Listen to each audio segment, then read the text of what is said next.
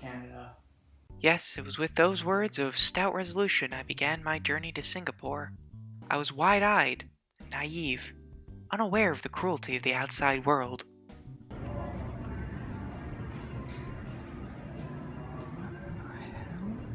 My first horror was the discovery of a vending machine that produced university memorabilia instead of refreshing cola. What had made it worse was the realization that that was my university, and that this was where my tuition was going. To calm down, I refreshed myself in the bathroom. Spying opportunity, I took a picture to serve as the cover for my rap album.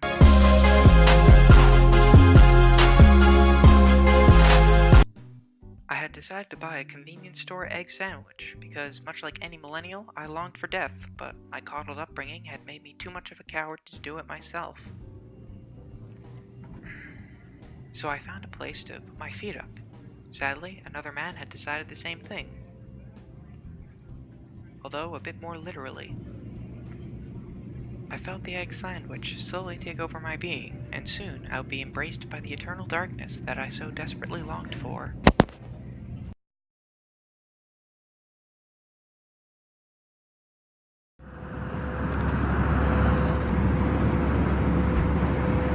And yes, I woke up again on a plane. I wasn't sure where it was heading, but I hoped that it was where I needed to go. San Francisco. And yes, the plane was headed towards San Francisco, which was a very strange thing considering that was my second flight.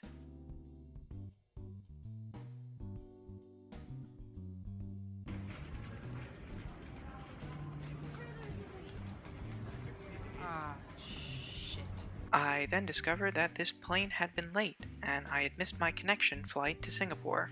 I would have to deal with this, and it was gonna suck. Okay, I'm gonna be real with you guys right now. It's midnight on... I forgot the date already. I've been traveling, delays and everything have gotten in the way.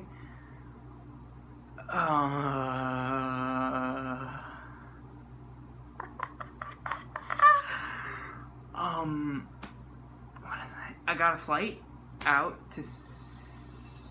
Nope, not to Singapore, not yet, Chicago. I'm going from San Francisco to Chicago. Chicago, I stay in the plane and go to Singapore. I think if everything works, but I don't think everything's gonna work, probably. I'm in a Comfort Inn. United has paid for it. I got some food vouchers. That's pretty tight.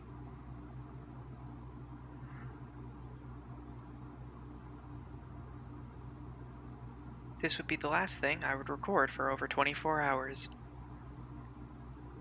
Where am I? Wait a minute. Hong Kong?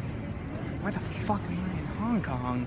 Evidently, I did go back to the airport and went through all necessary procedures to get to Hong Kong. However, it seems that my conscious mind was completely unaware of what was going on, and I must have responded to things rather autonomously. It seems my subconscious had taken over, and only when my conscious had finally refound some final vestige of sanity had I finally realized where I was. And why do I have a sudden distaste towards the Chinese? I quickly realized that, as a white man, these were my innate colonial urges flaring up again.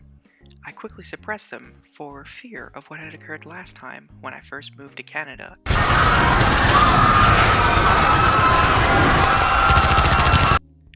I still have nightmares of what occurred that day. You know, I finally did it. Yeah. Ended the journey, you know, finally made it here. You know, I'm glad to be back in Singapore.